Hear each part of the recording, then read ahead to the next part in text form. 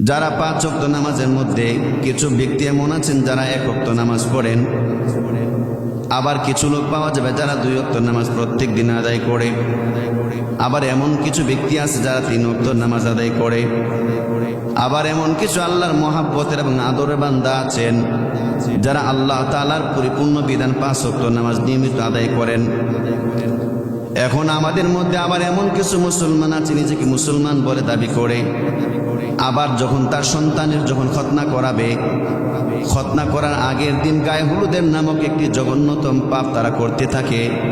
আবার বিয়ে শাদীর অনুষ্ঠানের আগের দিন গায়ে হলুদ নামক জঘন্যতম একটি পাপের রাত্র উদযাপন করে। এমন মুসলমান আমাদের দেশের মধ্যে আছে না নাই? প্রিয় নবীজি সাল্লাল্লাহু আলাইহি ওয়াসাল্লাম তিনি যখন নামাজ পড়তেন, নামাজ শেষে নবীজি এভাবে দোয়া করতেন, আল্লাহুম্মা আনতাস সালাম ওয়া মিনকাস সালাম তাবারাকতা ইয়া যাল জালালি ওয়াল ইকরাম। হে আল্লাহ, আল্লাহুম্মা আনতাস সালাম, হে আল্লাহ আপনি শান্তি দাতা, ওয়া মিনকাস সালাম শান্তি আপনার পক্ষ থেকে আসে। আমার আপনার নবী মুহাম্মদুর রাসূলুল্লাহ 5 ওয়াক্ত নামাজের পরে পরে তিনি এই সূরাগুলো, এই দোয়াটা পড়তেন। ফজর পরে তিনি এই দোয়াটা পড়তেন, জোহরের পরে তিনি এই দোয়াটা পড়তেন, আসর মাগরিব এশা আদায় করার পরে তিনি এই দোয়াটা করতেন। হে আল্লাহ আপনি শান্তিদাতা, আপনার পক্ষ থেকে শান্তি আসে। মুসলমানের আওয়াজে বলেন তো শান্তি দেওয়ার মালিক কে? শান্তি দেওয়ার মালিক একমাত্র আমার আল্লাহ। শান্তি একমাত্র আমার আল্লাহর পক্ষ থেকে আসে। ও নরসিংদীর অঞ্চলের মুসলমান, শান্তি দেওয়ার মালিক তো নতুন কোন বছরকে আনন্দ ফুর্তির মাধ্যমে সংবরণ করার নাম নয়। হালাল হারাম ভেদাভেদ ভুলে হারাম কাজের মাধ্যমে নতুন বছরকে রিসিভ করার নাম কিন্তু শান্তি নয়। যদি এভাবে যদি হারামকে উপেক্ষা করে আনন্দ উল্লাসের মাধ্যমে যদি নতুন বছরকে বরণ করার মাধ্যমে যদি শান্তি পাওয়া যাইত, তাহলে দুনিয়ার মানুষেরা কোনোদিন এত কষ্ট করতেন না। আমার আপনার নবী কোনোদিন তিনি 5 ওয়াক্ত ফরজ নামাজের পরে তিনি এই দোয়াটা পড়তেন না। আমার আপনার নবী এই দোয়াটা তিনি 5 ওয়াক্ত ফরজ নামাজের পরে তিনি বারবার পরে তিনি আমাদেরকে শিক্ষা দিয়ে গেছেন। ও দুনিয়ার এলাকার মুসলমানরা, হে আমি নবীর উম্মি, আমি নবী মুহাম্মদ সাল্লাল্লাহু আলাইহি ওয়াসাল্লামের উম্মত, আমি 5 ওয়াক্ত ফরজ নামাজের পরে এই দোয়াগুলো পরে তোমাদেরকে বলে গেলাম। তোমরাও কিন্তু তোমাদের দিলের মধ্যে এই ইকিনটা দিলের মধ্যে তোমরা বসাইয়া দিবা, শান্তি দেওয়ার মালিক হলো একমাত্র আমার আল্লাহ। দুনিয়ার কোনো মানুষ শান্তি দিতে পারে না।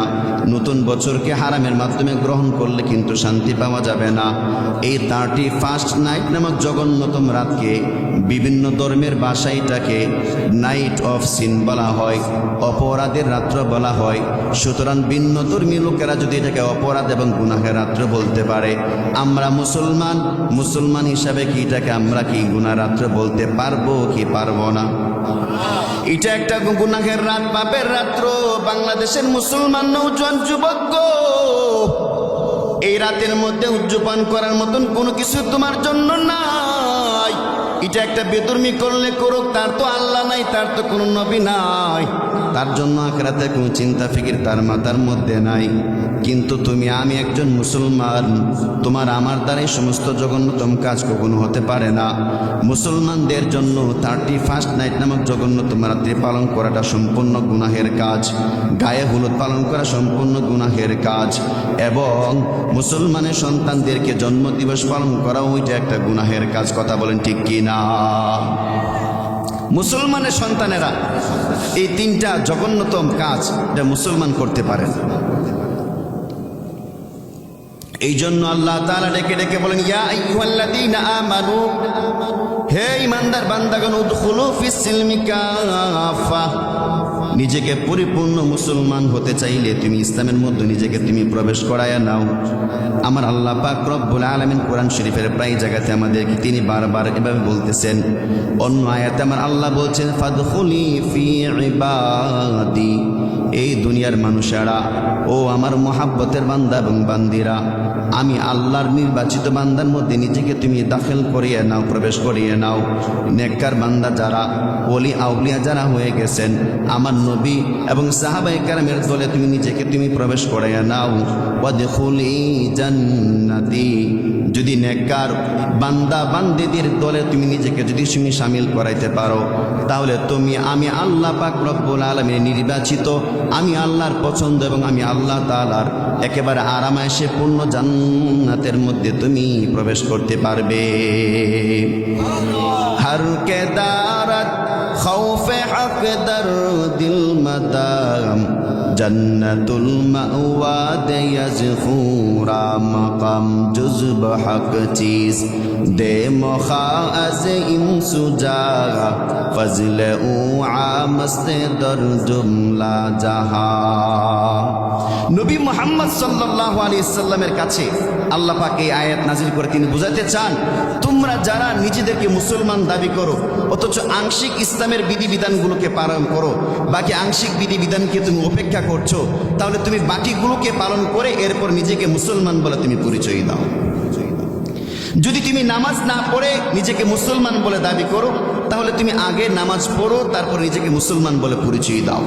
যদি পর্দার বিধানের মতন গুরুত্বপূর্ণ কাজকে তুমি অবহেলা করো, তাহলে পর্দার বিধান আগে পালন করো, এরপর নিজেকে মুসলমান বলে তুমি পরিচয় দাও। আল্লাহ পাক এই কথাটাই তিনি আমাদেরকে বোঝাতে চেয়েছেন, ইয়া আইয়ুহাল্লাযীনা আমানু দুখুলু ফিস-সিলমি কাফা, হে আমার ঈমানওয়ালা বান্দারা, যদি নিজেকে মুসলমান বলে পরিচয় দিতে চাও তাহলে ইসলামের মধ্যে পরিপূর্ণভাবে প্রবেশ করো। ও দুনিয়ার ইমানদার আল্লাহর গোলামেরা, এবার যদি বলতে পারেন হুজুর, ইসলাম ধর্মটা শুধু কি ইসলাম ধর্মের বিশ্বাসগুলো কি আমাদের জন্য কল্যাণকর কি না, নাকি অন্য ধর্মের মধ্যে কোনো রকমের সত্যায়িত বা কোনো কিছু আছে নাকি? আমার আল্লাহ পাক রব্বুল আলামিন তিনি বলেন, ইন্নাদ-দীনা ইনদাল্লাহিল ইসলাম, দুনিয়াতে হিন্দু ধর্ম বলো, শিখ ধর্ম বলো, বৌদ্ধ ধর্ম বলো, খ্রিস্টান ধর্ম বলো, কোন ধর্মের গ্রহণযোগ্যতা আমি আল্লাহর কাছে নাই। একমাত্র ইসলাম ধর্মটাই হলো আমি আল্লাহ পাকের কাছে গ্রহণযোগ্য একটা ধর্ম। এবার যদি প্রশ্ন করতে পারেন হুজুর, যারা হিন্দু ধর্ম বা শিখ ধর্ম, হিন্দু ধর্ম বা বৌদ্ধ ধর্মকে যারা অনুসরণ করেছে, যারা এই সমস্ত ধর্মের অবলম্বী যারা আছে, তাদের ব্যাপারে কোরআন কি বলে? আমার আল্লাহ পাক বলেন, ওয়ামাইয়াবতাগি গায়রাল ইসলামি দীনান ফালাই ইউকবালা মিনহু ওয়া হুয়া ফিল আখিরাতি মিনাল খাসিরিন।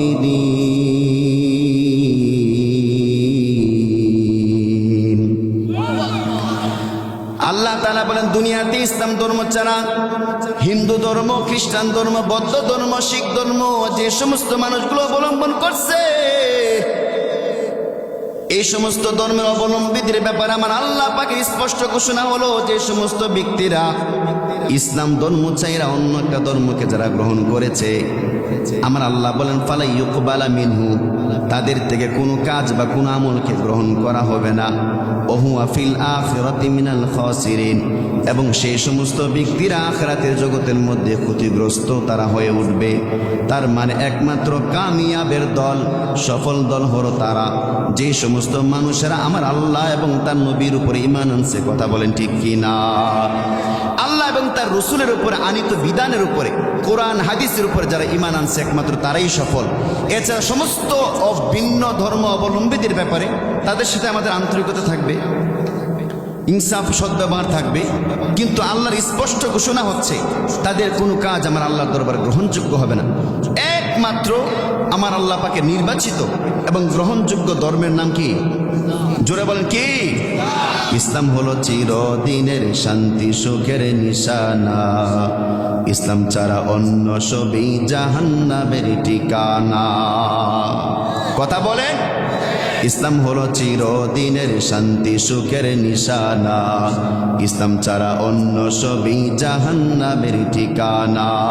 কেউ বা করে রাজতন্ত্র, কেউ বা করে গণতন্ত্র, কেউ বা করে রাজতন্ত্র, কেউ বা করে সমাজতন্ত্র, সবকিছু বন্ডামি আর সবকিছু বন্ডামি আর পেট পূজারির বাহানা, ইসলাম ছাড়া অন্য সবই জাহান্নামের ঠিকানা। কথা বলেন ঠিক কিনা? এই জন্য আল্লাহ রাব্বুল আলামিন স্পষ্ট ঘোষণা হলো, ইয়া আইয়ুহাল্লাযীনা আমানু দুখুলু ফিস-সিলমি কাফা, এ দুনিয়ার ঈমানওয়ালা বান্দাগণ, পরিপূর্ণভাবে ইসলামের মধ্যে তুমি প্রবেশ করো। পর্দার বিধান তুমি আগে পালন করার পর নিজেকে মুসলমান বলে তুমি দাবি করো। যদি এই বয়সে যদি বিভিন্ন নাচ গান অশ্লীল দৃশ্য যদি তুমি তোমার চোখ দিয়ে দেখো, এরপর নিজেকে যদি মুসলমান বলে তুমি দাবি করো, তাহলে বান্দা এই সমস্ত জঘন্যতম পাপ কাজগুলোকে আগে ছাড়ো, এরপর নিজেকে মুসলমান বলে তুমি দাবি করো। তবে আল্লাহ পাকের আনিত বিধিবিধানের উপরে কখনো এমন প্রশ্ন করা যাবে না যে এই বিধানটা আমার আল্লাহ পাক আমার উপরে কেন দিয়েছেন, মানুষের জন্য এমন বিধানটা আমার আল্লাহ পাক কেন দিয়েছেন, এমন প্রশ্ন করার নাম কিন্তু মুসলমানই না।